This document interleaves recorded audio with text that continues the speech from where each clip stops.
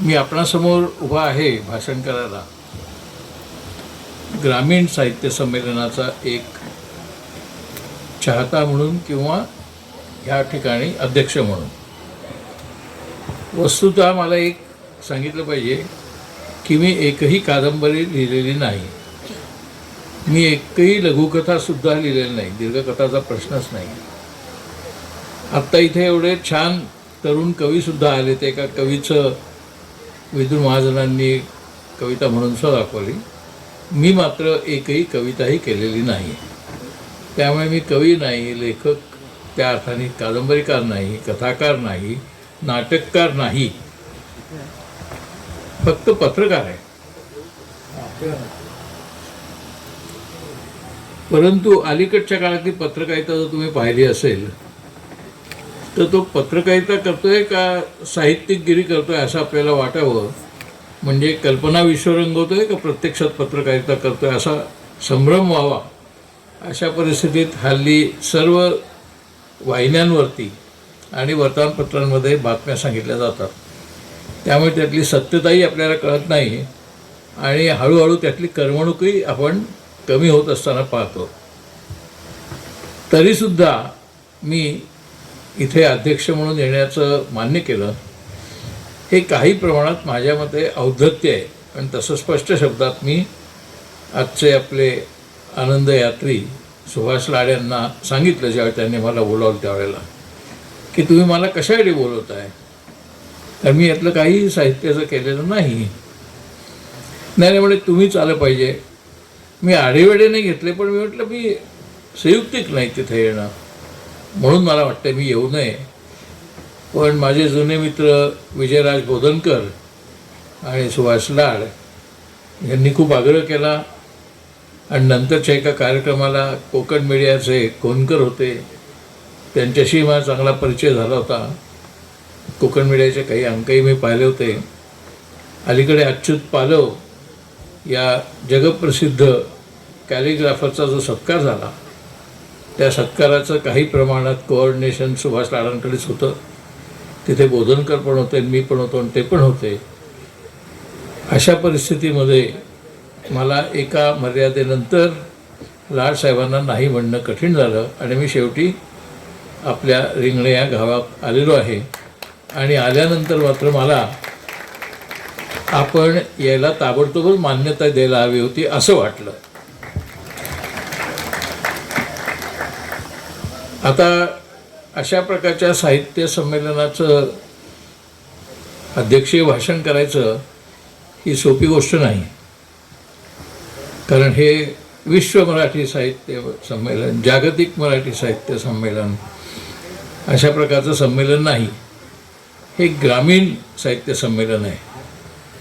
पण ते महत्त्वाची गोष्ट म्हणजे ते ग्रामीण आहे हा भाग मला फार आवडला त्यातला. अशासाठी की त्यांनी असं नाही म्हटलं की हे ओबीसी जातीचं रेंगणीतलं संमेलन आहे किंवा दलित संमेलन आहे किंवा आदिवासी संमेलन आहे असं म्हटलं नाही. त्यांनी ग्रामीण साहित्य संमेलन म्हटलं. आता जर तुम्ही ग्रामीण साहित्य संमेलनामध्ये ग्रामीणची जर व्याख्या करायला गेलात तर आपले जुने सर्व प्रसिद्ध लेखक हे ग्रामीणच होते. केशवसूत ग्रामीण होते, मर्ढेकरसह ग्रामीण होते, सुर्वे तर ग्रामीणच होते आणि जुने सगळे हना आपटेसुद्धा ग्रामीण लेखक होते. ते पुणे शहराच्या जवळ होते म्हणून त्यांना एक शहरीपणाचा बास प्राप्त झाला. पण नाही तर व्यंकटेश माडगूळकर यांचं साहित्य तुम्ही पाहाल तर ते पूर्ण ग्रामीणच साहित्य संमेलन आहे, त्यांचं साहित्य आहे. माझी ग्रामीण साहित्य संमेलनाशी विशेषतः कोकणच्या जी ओळख झाली ती मुख्यतः श्रीनाथ पेंडसे यांच्याकडनं. म्हणजे ज्यावेळी मी शाळेत होतो त्यावेळेला त्यांची हत्या, कलंदर, गारंबीचा बापू, लवाळी अशी बऱ्याच कादंबऱ्या मी शाळेत असताना वाचल्या, पुढेही वाचल्या आणि त्या मला कायमच आवडत राहिल्या. परंतु त्या श्रीनाथ पेंडसेंच्या कथा कादंबऱ्यांमधला कोकण आता कुठेही दिसत नाही. कुठेही म्हणजे अक्षरशः कुठेही दिसत नाही.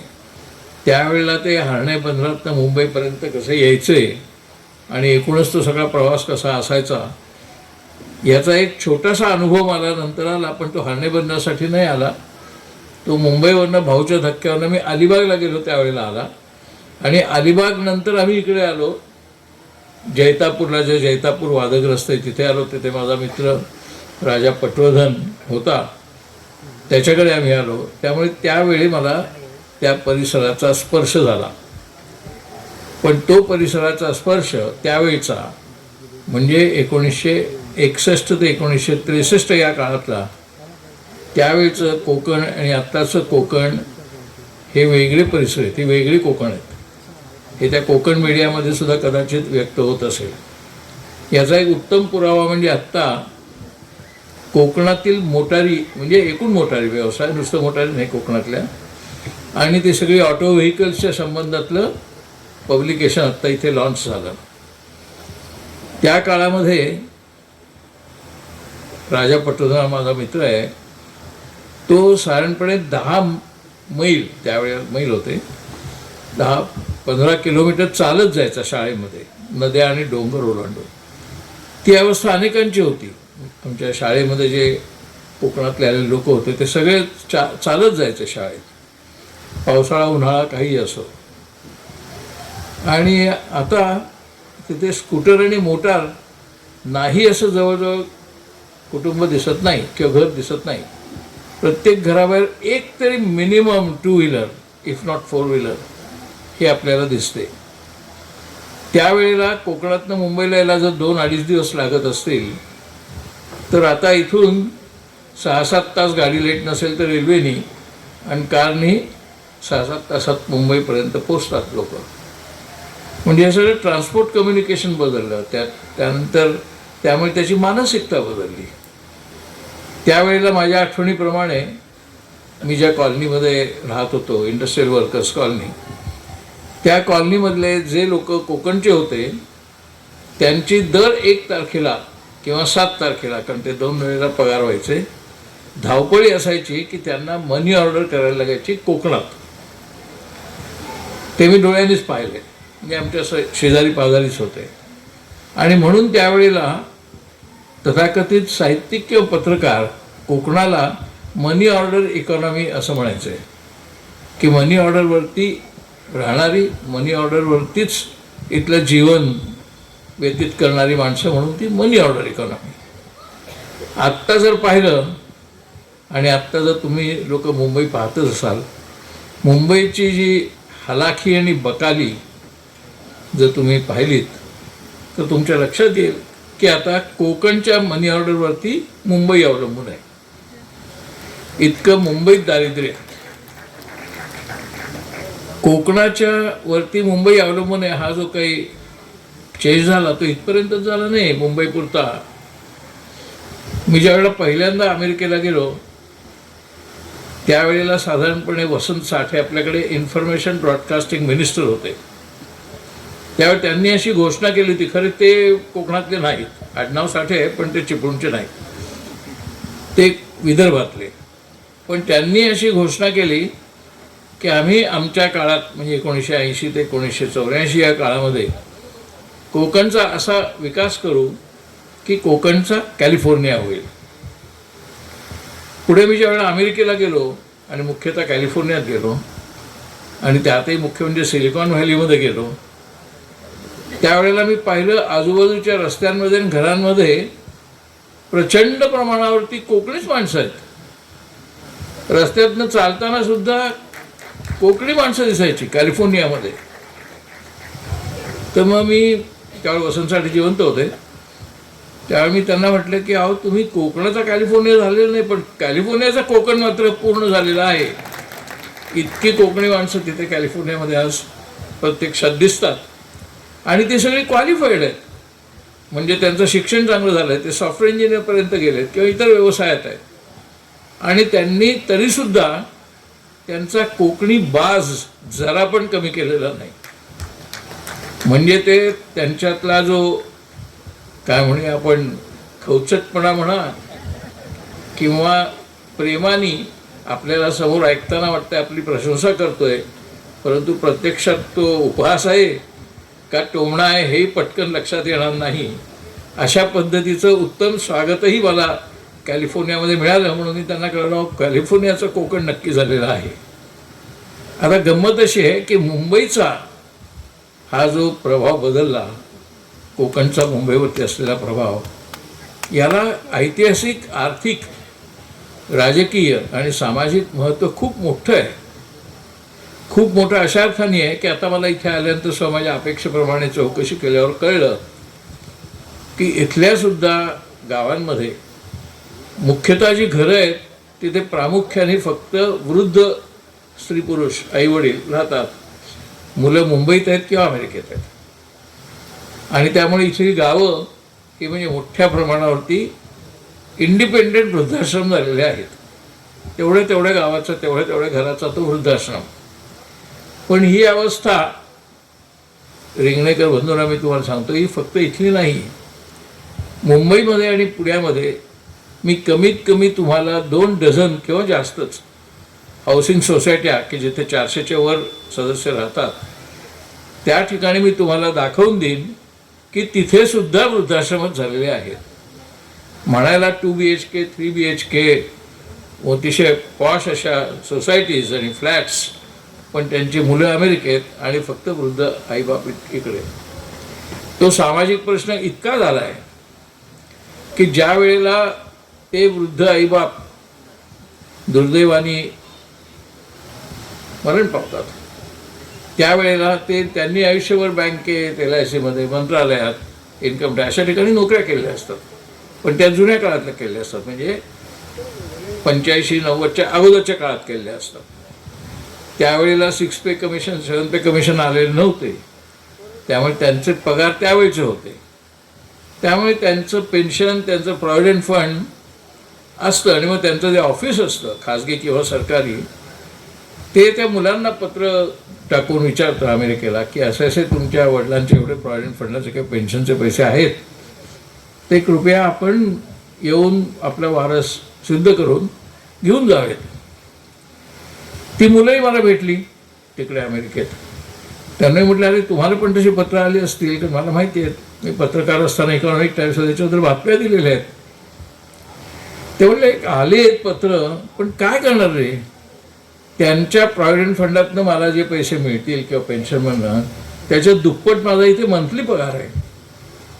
आता इतक्या मोठ्या प्रमाणावरती पगार असताना विमानाचं 1 लाखभर भाडं खर्च करून, जास्तच खरं, इथे यायचं आणि त्या खर्चापेक्षा कमी पैसे असलेले प्रॉव्हिडंट फंड किंवा पेन्शनचे पैसे घेऊन जायचे किंवा LICचे पैसे घेऊन जायचे, हे काही व्यवहाराला काही योग्य नाही आहे. अशी अवस्था प्रत्यक्षात तिकडची मुलंही सांगतात आणि इकडेही LIC किंवा बँकेतले लोक सांगतात. खूप मोठ्या प्रमाणावरती पैसे पडून आहेत, बँकांमध्ये पडून आहेत, त्यांच्या FDsमध्ये पडून आहेत, LICमध्ये पडून आहेत, पेन्शनमध्ये पडून आहेत.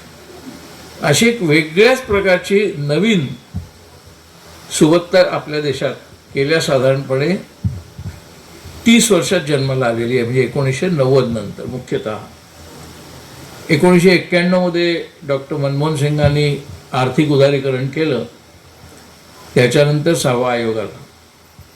त्या आर्थिक उदारीकरणानंतर ज्या प्रचंड प्रमाणावरती स्फोट झाला एका नवीन मध्यमवर्गाच्या जन्माचा, त्यावेळेला सगळं सामाजिककरण, सांस्कृतिकरणच बदललं. अशा अर्थाने की पूर्वी असं म्हटलं जायचं, कधी मध्यमवर्ग म्हटलं की शहरी मध्यमवर्ग असा शब्द त्याला जोडला असायचा. शहरी मध्यमवर्ग, कोणी ग्रामीण मध्यमवर्ग असा शब्द वापरत नसे. शहरी मध्यमवर्ग, कधी कधी त्याच्यात शहरी सवर्ण मध्यमवर्ग असं करत असत. पण मध्यमवर्ग म्हटलं की तो शहरी, आणि त्यातही मुख्यतः ब्राह्मण, CKP, सारस्वत, काही प्रमाणात मराठा वगैरे. आता हे वातावरण पूर्ण बदललं आहे. विशेषतः 1990च्या मंडल आयोगानंतर आणि 1991च्या उदारीकरणानंतर आता आपल्या समाजात प्रत्येक जातीत आणि प्रत्येक धर्मात एक प्रचंड मोठा मध्यमवर्ग तयार झाला. इतका की आत्ताची आपली जी सत्ता आहे ती मध्यमवर्गीयांची सत्ता आहे का असं वाटावं, इतक्या प्रचंड प्रमाणावरती तो मध्यमवर्ग आहे. तो मुंबई पुण्यामध्ये तुम्हाला शॉपिंग मॉल्समध्ये दिसेल, तो आयनॉक्स थिएटरमध्ये दिसेल, निरनिराळ्या ठिकाणी तो दिसेल. तिथे खर्च किती असतो याचा जर तुम्ही अंदाज काढलात फक्त, बरं ते जाणारे तिथे काही खूप श्रीमंत सरासरी मध्यमवर्ग, higher middle class, 2 BHK 3 BHK company, जे पूर्वीपासून पुण्यात किंवा मुंबईत राहतात असे, एकेका तिकिटाची सिनेमाच्या 500 रुपये किंमत आहे. पॉपकॉर्नची 400 रुपये. समजा 4 माणसं एका सिनेमाला गेली तर 2000 रुपये तिकीटाचे आणि 500च्या आसपास पॉपकॉर्नचे, एवढा त्यांचा खर्च होतो. 250 रुपये 4 जणांच्या सिनेमात जायचा. तो परवडतो त्यांना आणि ते जातात. हा वर्ग आपण कोणीही पूर्वी पाहिलेला नाही. इथे बसलेल्यांचं ज्यांचं वय हे 55च्या पुढे आहे, त्यांना माहिती आहे की मुंबईत सुद्धा त्या काळात घरात जर टेलिव्हिजन सेट आणला तर गणपती आणल्यासारखं वातावरण असायचं घरात. म्हणजे गाजावाजाने तो यायचा आणि तो टेलिव्हिजन प्रत्यक्षात यायच्या आत घरात चर्चा एकच असायची की तो कुठे ठेवायचा. कारण त्यावेळेस सगळे चाळीत राहणारे किंवा 1 BHK वाले होते. मग काही जण म्हणते कोपऱ्यात ठेवूया असा तिरका, काही जण म्हणते समोर ठेवूया, बाहेरनं माणसं आली की लगेच डेकोरेशनचं. त्यामुळे T V as a piece, तेव्हा कलर टी व्ही नव्हता, was a part of interior decor. आता इथे किशोरायरी बसलेले आहेत, त्यांना संपूर्ण इंटिरियरची माहिती आहे. पण तो 40 वर्षापूर्वीचा डेकॉर म्हणजे कलर टी व्हीचा आपल्याकडे जवळजवळ 1990-91 आला. तोपर्यंत black and white T V होता. आणि त्या ब्लॅक अँड व्हाईट टी व्हीचा सुद्धा एवढा प्रसार, एवढा प्रचार, एवढा गाजावाजा की भक्ती बर्वे गुरुवारी किंवा शुक्रवारी येणार टी व्हीवरती तर लोक त्या वेळा बुक करायचे की त्यावेळेला आपण घरात असलं पाहिजे. छायागीत वगैरे किंवा साप्ताहिकी प्रत्येक घरात. आणि छायागीतमधली हिंदी गाणी लागली की घरातल्या तरुण तरुणी मंडळी म्हणायचे की आपल्यालाही घरात टी व्ही पाहिजे, कारण ते शेजारनं ऐकू यायच्या. त्यावेळेला आईवडिलांनाही तीच इच्छा असायची, पण ते म्हणायचे की नाही ते आता तू मॅट्रिक झाल्यावर किंवा तू BA झाल्यावर त्यावेळेला आपण त्यावर टी व्ही घेऊ, कलर टी व्ही नाही, असं वातावरण होतं. आणि त्याच्या पलीकडे रामायण महाभारतचा काळ तुम्हाला आठवत असेल, मुंबई ओस पडायची. कर्फ्यू ऑर्डर असल्यावर की मुंबई ओस पडायची. रामायण आणि महाभारत सुरू झालं की पूर्ण बंद. आता इथलं काही नाही, ह्या सगळ्या नॉस्टॅल्जिया आहे. ह्या सगळ्या मेमरीज आहेत. काही मेमरीज चांगल्या आहेत, काही वाईट आहेत. वाईट अशा अर्थाने की त्यावेळेला संवेदनशीलता आत्ता आहे त्याच्या जवळजवळ 10 पट होती समाजामधली संवेदनशीलता. याचा उत्तम पुरावा म्हणजे इथे जे बँकेत नोकरी करणारे असतील किंवा करत होते त्यांना आठवत असेल की बँकेमध्ये स्ट्राईक व्हायचा. मुंबईला टेक्स्टाईल कामगारांचे स्ट्राईक व्हायचे. 2.5 लाख टेक्स्टाईल कामगार होते मुंबईत. 2.5 लाख म्हणजे 2.5 लाख कुटुंब आहेत. म्हणजे 12 लाख लोकांचं जीवन त्या 2.5 लाख लोकांवरती अवलंबून होतं. त्यातले खूप कोकणातले होते, काही सातारा पलीकडचे होते. पण त्या टेक्स्टाईल इंडस्ट्रीचा, गिरणी कामगारांचा अगदी थेट संबंध कोकणाशी किंवा साताऱ्याशी होता. आता एकही गिरणी नाही. 62 गिरण्या होत्या, एकही गिरणी नाही. औषधाला फार तर एक सेंचुरी आहे थोडीफार शिल्लक म्हणून, पण नाहीच. म्हणजे 62 गिरण्या नाहीत, त्यात काम करणारे 2.5 लाख कामगार नाहीत. त्यांची धडाडीची जी युनियन असायची, जिचा प्रभाव मुंबईवर पडायचा, ती युनियनही नाही. बरं तीच नाही म्हणून मी आता बँक आणि LICचा उल्लेख केला. त्यांचे मोठाले मोर्चे निघायचे मुंबईत पगारवाढीसाठी, बोनससाठी. आणि त्यावर प्रश्न असा असायचा की बँक आणि LIC हे काही मॅन्युफॅक्चरिंग युनिट नाही आहेत, इंडस्ट्रियल युनिट नाही आहेत, त्यांना कशाला बोनस द्यायचा? ते काही कामगार नाहीत, कामगारांना बोनस आहे 8.33% त्यावेळेला सँक्शन झालेला. बँक आणि LICला नाही. मग त्यांचे संप व्हायचे, त्यांचे मोठाले मोर्चे निघायचे, प्राध्यापकांचे मोठमोठाले मोर्चे निघायचे. अशा सगळ्या मोर्चांवरती आदिवासींचे, प्राध्यापकांचे, गिरणी कामगारांचे, बँक एम्प्लॉईजचे, LIC एम्प्लॉईजचे, टीचर्सचे म्हणजे शाळामधल्या टीचर्सचे, असे सगळ्यांचे मोर्चे निघायचे. कधी लाठीमार व्हायचा, कधी अश्रूदूर व्हायचा, कधी भरपूर गडबड व्हायची. असं मुंबई शहर दररोज गजबजलेलं असायचं चळवळींनी आणि आंदोलनांनी. आता मुंबई तसं काही दिसत नाही. ज्या आझाद मैदानवरनं हे मोर्चे निघायचे ते आझाद मैदान आता जवळजवळ बंद केलेलं आहे. आणि त्यावेळेला एका बाजूला जॉर्ज फर्नांडिस आणि दुसऱ्या बाजूला बाळ ठाकरे या दोघांनी मुंबई बंदचा कॉल दिला की साधारणपणे तो मोडायची कोणाची हिंमतच व्हायची नाही. लोक मुकाट्याने घरी राहायचे आणि विचारलं की जसं आज सुट्टी म्हणतात तसं आज स्ट्राईक आहे, आज बंद आहे. कारण तो मुंबई बंदचा नारा असायचा आणि तो सगळेजण म्हणजे जे कामावर न जाणारे किंवा जाणारे होते ते उभेजण पाळायचे. एवढं मुंबई बदललं आहे. आणि जसं मुंबई बदललं आहे तसं मी मगाशी म्हटलं तसं तुमचं रिंगणे आणि कोकणही बदललं आहे. 11 वर्षापूर्वी हे साहित्य संमेलन सुरू झालं त्यावेळेच्यात आणि आत्ता खूप फरक नाही आहे. 11 वर्षापूर्वीची जी स्थिती आर्थिक सामाजिक सांस्कृतिक होती ती थोडीशी अधिक उंचावली, याच्या पलीकडे काही नाही. किंबहुना आत्ता गेले काही वर्ष तर ती खालावलीच आहे. आणि त्यामुळे ग्रामीण साहित्य संमेलन म्हटल्यानंतर मगाशी मी म्हटलं तसं त्याला कोणत्याही धर्माचा जातीचा संसर्ग झालेला नव्हता. आणि म्हणून मी सुभाष आळांचं नंतर स्वीकारलं निमंत्रण की म्हणजे सर्व लोक त्याच्यात सामील होणार आहेत ग्रामीण या परिसरातले. आता ह्या ग्रामीण परिसरातले सर्व लोक जर येणार असतील आणि ते जर साहित्याविषयी चर्चा करणार असतील तर त्यांना आपल्या समाजातल्या साहित्य संस्कृतीचाही विचार तेवढ्या तन्मयतेने आणि तत्परतेने करण्याची गरज आहे.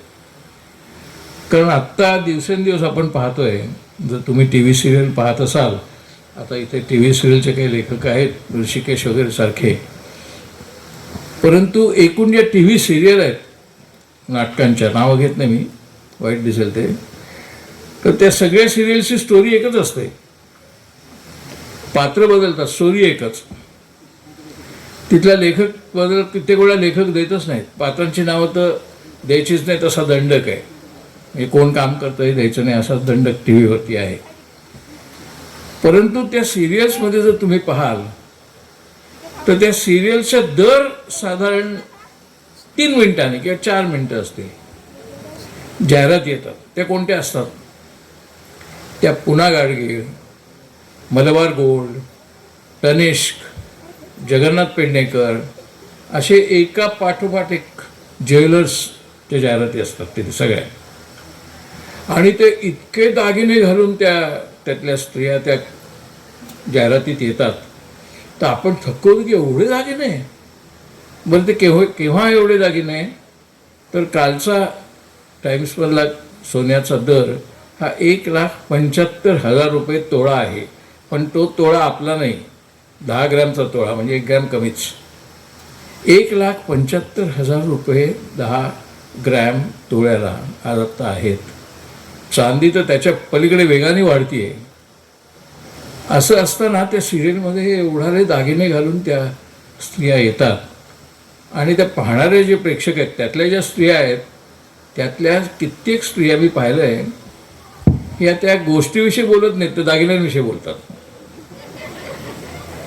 नुसतं दागिन्यांविषयी बोलत नाहीत. प्रत्येक सिरियलमध्ये एक प्रचंड मोठा विवाह समारंभ होतो आणि त्या विवाह समारंभात जे जे काही केलं जातं, म्हणजे नॉट ओन्ली ड्रेस, फक्त दागिने किंवा कपडे लत्ते नाही, एकूण सगळे त्याच्या निमित्ताने होणारे ते सगळे दाखवले जातात. आणि त्याचं अनुकरण करणं हे म्हणजे आता वाढलेलं आहे. ऑस्कर वाईल्ड नावाचा एक लेखक होता, तो गेलाच, म्हणजे 20व्या शतक जन्माला याच्या आसपासच तो गेला. त्यामुळे त्याला काही टी व्ही माहीत नव्हता, मोबाईल माहीत नव्हता. तरी त्यांनी त्यावेळेला लिहून ठेवलं आहे त्याच्यामध्ये की आर्ट कशी जन्माला आली, म्हणजे साहित्य.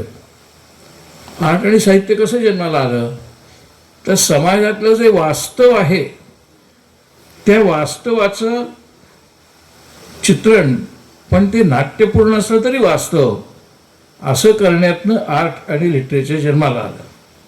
पण त्यांनी त्यावेळेला लिहिलं आहे. आता उलटं झालं आहे. आता जे दाखवलं जातं आर्ट अँड लिटरेचर म्हणून ते वास्तवात आणण्याचा प्रयत्न म्हणजे साहित्य असं झालं आहे. आणि त्यामुळे साहित्याचा दर्जा खालावता येते आणि त्यावेळेला लिहिलं. आता आत्तासुद्धा आपण पाहतो टी व्ही सिरियल्स किंवा स्टोरीज किंवा एकूण लिटरेचर, त्या लिटरेचरमधला भाग आपण आपल्या जीवनात कसा आणू शकतो किंवा आणूया ह्याचा प्रयत्न करणं म्हणजे साहित्य, असं आत्ता उलटं झालेलं आहे. आता तर आपण त्याच्या पुढच्या टप्प्यात गेलो आहे. आत्ता यांनी कविता संग्रह प्रकाशित केले. आत्ता जर तुम्ही AI चॅट GPT सांगितलं की मला नारायण सुर्वेंच्या शैलीतली कविता करून पाठव, आणि विषय काय आहे तर शेतकऱ्यांच्या आत्महत्या, ह्या विषयावरती मला नारायण सुर्वेंच्या शैलीतली कविता पाठव. 5 मिनिटाच्या आत तो 2 कविता पाठवतो, उत्तम दर्जाच्या, मराठी उत्तम, शुद्ध लेखन उत्तम. आणि तो विचारतो खाली याच्यापेक्षा वेगळी पाहिजे असेल तर ती पण पाठवतो म्हणून. असं करून तो ती कविता पाठवतो.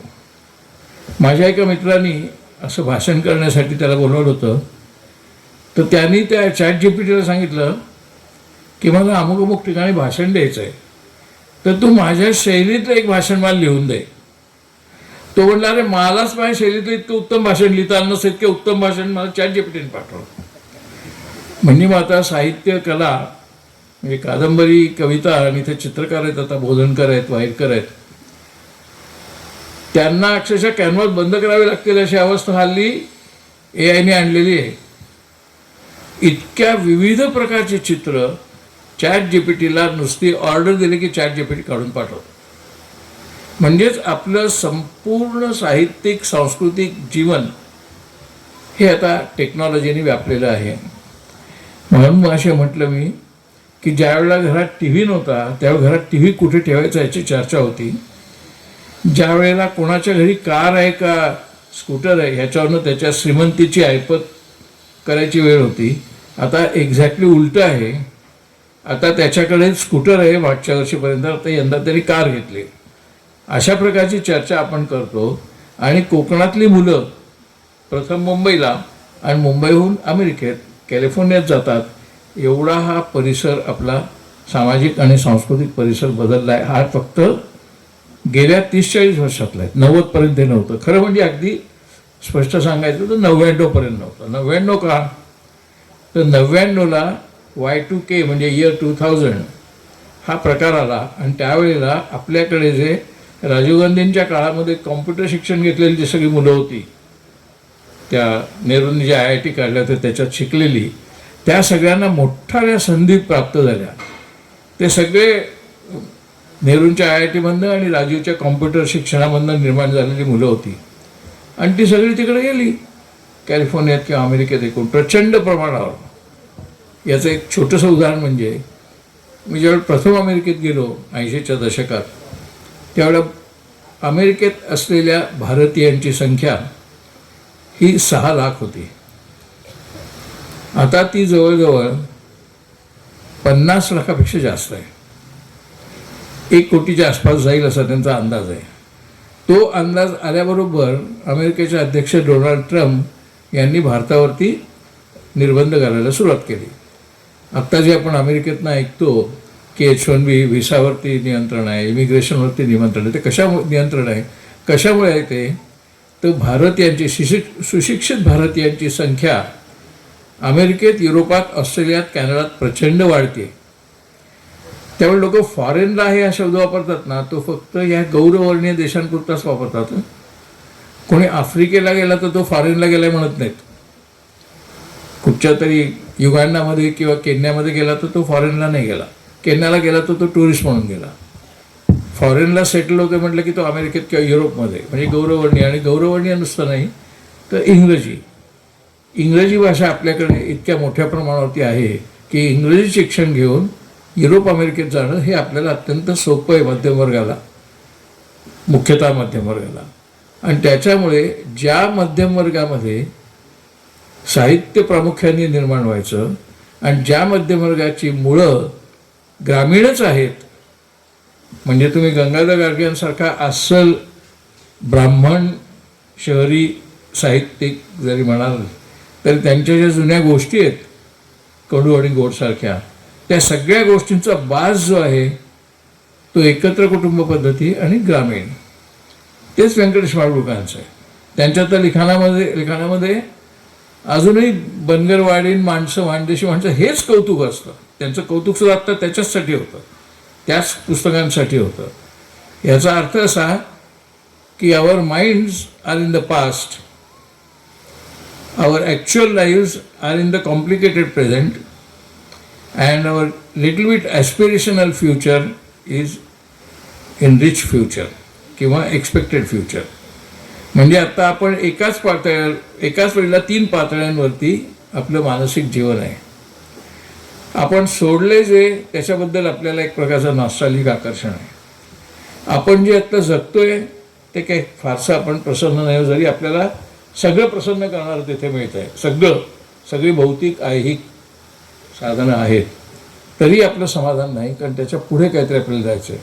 मग त्याच्या पुढे जायचं जे आहे त्या जीवनाकडे लक्ष राहिल्यामुळे आपलं सामाजिक भान जवळजवळ संपत आलेलं आहे. त्याच्यामुळे आत्ता साहित्यिकांना पुरेसं स्वातंत्र्य नाही, ही वस्तुस्थिती आहे. पत्रकारांना तर अजिबात नाही, मला माहिती आहे. पत्रकारांना आत्ता स्वातंत्र्य नाही. जी वर्तमानपत्र तुम्हाला वाचायला मिळतात त्याच्यानं वाटेल की थोडीफार कुठेतरी टीका असते सरकारवर, परंतु ती सोडली तर कुठेही तुम्हाला स्वातंत्र्य नाही आहे, चित्रकारांना सुद्धा नाही आहे. त्यामुळे एकूण साहित्य कलांवरती जे निर्बंध आलेले आहेत ते ह्या सगळ्या बदलत्या आर्थिक पार्श्वभूमीवर आलेले आहेत, आणि त्याच्याबद्दल खरं म्हणजे प्रक्षोभ व्हायला हवा, आक्षेप घ्यायला हवा, विशेषतः या मध्यमवर्गीय साहित्य कलेतल्या लोकांनी. तो आपल्याला कुठेही दिसत नाही. एकदा R.K. लक्ष्मण यांच्या ते माझे मित्र होते, त्यांच्याशी चर्चा करताना मला ते म्हणले की मी एक अशी कॉमिक स्ट्रीप काढणार आहे की त्या कॉमिक स्ट्रीपमध्ये जंगलामधनं धाड धाड धाड जीप जाते, त्या जीपमध्ये 4-5 जण बंदूकधारी बसलेले आहेत आणि ते चर्चा शिकारीची करत आहेत, त्या भागात शिकार कशी करायची, आणि त्या शिकारीला जाताना अडचणीत येत असतील तर ती झाडं कशी कापायची, अशी ते चर्चा करत आहेत. R.K. लक्ष्मणच्या कॉमिक स्ट्रीपमध्ये जे त्यांनी प्रत्यक्षात नाही आणली पण ती स्टोरी सांगितली.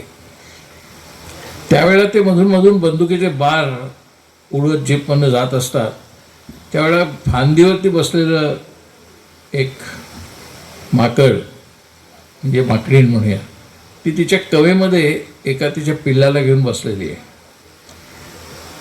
तर ते पिल्लू विचारते काय चाललंय, कोण येते, हे का इकडे आलेले आहेत. तर ती म्हणली तुला काय सांगणार, आपल्याला ते त्यांचे पूर्वज मानतात, पण आपण त्यांचे पूर्वज आहोत. आपण कुठे जातो असे शिकारीला मारामारी करायला, पण ते जात आहेत, ते इतके असंस्कृत आहेत आणि तरी ते आपल्याला पूर्वज मानतात, आणि खऱ्या अर्थाने आपण सुसंस्कृत आहोत याचं त्यांना भानही आलेलं नाही. आता हे R.K. लक्ष्मण यांना काढावंसं वाटलं, ह्याला सुद्धा आता 15-20 वर्ष झाली. इतके आपण त्यांना ते दाखवायचं होतं आपण किती असंवेदनशील झालेले आहोत. उमर खलीद सारखा एक लेखक, काही गुन्हा नाही, गेले 5 वर्ष तुरुंगात आहे, आपल्याकडे कुठेही आक्रोश नाही. असे आपल्याकडे तुम्हाला कल्पना येणार नाही, परंतु साधारणपणे 20 लाख लोक तुरुंगामध्ये आहेत, ज्यांच्यावर कोणताही खटला नाही, तो सुरूही होण्याचा प्रश्न नाही, FIRच नाही. त्यांच्यासाठी कोणीही काहीही बोलत नाही, वर्तमानपत्रही बोलत नाहीत. वर्तमानपत्रांवरती एवढे निर्बंध आहेत किंवा TV वरती बातम्यांवरती कोणी त्याच्याबद्दल अवाक्षर बोलत नाही. ते 20 लाख लोक जे आहेत ते मध्यम वर्गातले नाही आहेत, थोडेसे आहेत अड्डा त्याच्यात सुद्धा मध्यम वर्गातले, पण मुख्यतः ते गरीब कामगार वर्गातले किंवा शेतकरी वर्गातले. पण मी मुंबईत पाहिले ह्या वर्गाबद्दल मध्यम वर्गामध्ये किती आस्था होती. गोदावरी पडळकरांनी संघटित केलेला आदिवासी मोर्चा जर आला डहाणू पालघरवरनं मुंबईला, ते चालत यायचे, तर आम्ही सगळे मध्यमवर्गीय पत्रकार, बँक एम्प्लॉईज, LIC एम्प्लॉईज पोळी भाजीची पाकिटं तयार करायचे. त्या काळात प्लास्टिक नव्हतं, ते वर्तमानपत्रात गुंडाळायचं झुणका भाकर किंवा पोळी भाजी, आणि ते आदिवासी मोर्चामध्ये वाटायला जायचं. हे मध्यमवर्गीय करायचे. आता काही नाही. आता त्या आदिवासींची कशी अवस्था आहे याची कोणाला पर्वा नाही. मध्यमवर्गातच एवढी बेकारी पसरलेली आहे. त्यांच्याकडच्या बेकारीचा आणि त्यांच्याकडे त्यांचा शेतीकडे दुर्लक्ष करण्याचा जो एकूण आर्थिक व्यवहार झालेला आहे, त्यालाही काही आता प्रत्यक्षामध्ये आपल्या समाजातलं चित्र आपल्याला मीडियामध्ये, साहित्यामध्ये दिसत नाही. म्हणजे एकेकाळी मला सीना पेंडसे सारख्या लेखकांची, चिमत्रेम खानोलकर यांच्यासारख्या माणसांकडनं कोकण आणि ग्रामीण जीवन समजलं. आत्ताच ग्रामीण जीवन समजून घ्यायचं असेल, आत्ताच ग्रामीण जीवन, तर मला अशा प्रकारचे लेखक मिळत नाहीत की ज्यांनी ट्रान्सफॉर्मेशन अशा पद्धतीने पाहिलं आहे की ते ट्रान्सफॉर्मेशन झाल्यानंतर साहित्यातनं संवेदना वाढते, त्याच्याऐवजी साहित्यातनं असंवेदना कशी वाढते हे स्पष्ट होतं. तशा प्रकारचं ग्रामीण साहित्य माझ्या वाचण्यात आलेलं नाही. आणि म्हणून मला असं वाटलं की तुमच्या ग्रामीण साहित्य संमेलनामध्ये येऊन 4 शब्द बोलावे.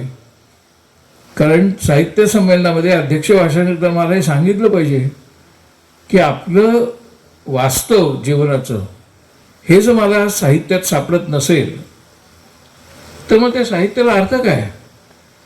मग बॉलिवूडचा सिनेमा आणि साहित्याच्यात काय अंतर राहिलं? बॉलिवूडमध्ये काही दाखवतात, मोटारीत उडत असतात, मोठमोठ्या महालांमध्ये राहत असतात, पण बॉलिवूडमधला एक संदेश मात्र घेत नाहीत.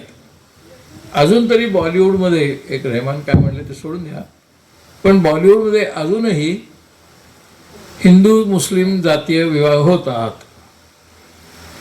पण आता हे होतात हे बॉलिवूडमधनं जवळजवळ गडप जात आलं आहे. कारण काय आहे तर आपल्या देशामध्ये 10 राज्यांमध्ये 10 राज्य, उत्तराखंड, उत्तर प्रदेश, राजस्थान, हरियाणा, मध्य प्रदेश, अशा एकूण 10 राज्यांमध्ये हिंदू मुस्लिम विवाह करायचाच नाही असा कायदा आहे. म्हणजे जर हिंदू मुस्लिम विवाह झाला तर तो गुन्हा आहे, कायदेशीर गुन्हा आहे, ज्याला शिक्षा होऊ शकते 5 किंवा 7 वर्षाची. अशा प्रकारचं आत्ताचं कायद्याचं वर्तन या 10 राज्यात आहे. बॉलिवूडमध्ये आत्तापर्यंत तरी आपण पाहत होतो काही 1 वर्षापूर्वीपर्यंत की असं बंधन नव्हतं. इतकंच काय आपल्या साहित्यात नव्हतं, गंगाधर गाडगे यांच्या साहित्यात नव्हतं, व्यंकटेश प्रभू यांच्या साहित्यात नाही, कुठेही असा हिंदू मुस्लिम हा घटकच नव्हता. आणि आता तो इतका वाढलेला आहे की आता कोणत्याही घरात, कोणत्याही कॉलेजात, कोणत्याही रेस्टॉरंटमध्ये तुम्ही विषय काढला की तो चटकन हिंदू मुस्लिमकडे जातो. आणि तो हिंदू मुस्लिमकडे जर जात असेल तर मग ते विद्वेष झाला. मग विद्वेषातनं साहित्य कधीच निर्माण होत नाही. साहित्य निर्माण व्हायला किमान जिज्ञासा, संवेदना, समाजामधलं चित्र कसं असायला हवं आणि कसं आहे याच्याबद्दलची भावना ही साहित्याची मूळ प्रेरणा आहे. ती साहित्याची मूळ प्रेरणा जर समाजात नसेल, समाजातल्या संस्कृतीत नसेल, राजकारणात नसेल तर ती साहित्यात कशी येणार? आणि ही जबाबदारी ह्याच्या पुढच्या काळात ही शहरी साहित्यिकांकडे असणार नाही. ही जबाबदारी प्रामुख्याने जी स्वतःला ग्रामीण म्हणवतात त्यांच्याकडे असेल. आणि हा जो ग्रामीण भाग आहे आत्ता आपण म्हणतो तो अजून एक 20 वर्षात शहरी भाग होणार आहे. तो ग्रामीण असणारच नाही आहे. कारण ज्या रेटनी आत्ता खेडी जाऊन शहरं वाढत आहेत त्या रेटने, म्हणजे जे फक्त 8% शहरं आपल्या देशात होती स्वातंत्र्य मिळालं त्यावेळेला, 8% शहरीकरण झाली. आता जवळजवळ 66% भाग शहरी किंवा निमशहरी झालेला आहे. पुढच्या काही वर्षात अजून होईल. म्हणजे तो 75% शहरी होतील लोक. मग शहरी 75% लोक झाले तर मग ग्रामीण साहित्य म्हणजे काय? तुम्हाला तुमचे अजून एक 5 वर्षानंतर संमेलन भरवाल त्यावेळेला तुम्हाला विचार करावा लागेल. म्हणजे कदाचित त्याचं नाव तुम्हाला ग्रामीण आणि निमशहरी साहित्य संमेलन असं पण त्याचं नाव तुम्हाला करावं लागेल. इतक्या वेगाने तुमचं, आमचं, आपल्या आजूबाजूचं जीवन झपाट्याने बदलतं आहे. ते बदलतं जीवन जर चांगल्या पद्धतीने, वास्तव पद्धतीने, चित्रमय आणि नाट्यमय पद्धतीने साहित्यात आलं तर जे ग्रामीण साहित्य म्हणून तुम्ही म्हणता ते अधिक संपन्न होईल, अधिक समृद्ध होईल. आणि तसं ते व्हावं अशा शुभेच्छा व्यक्त करून माझे 4 शब्द संपवतो. धन्यवाद.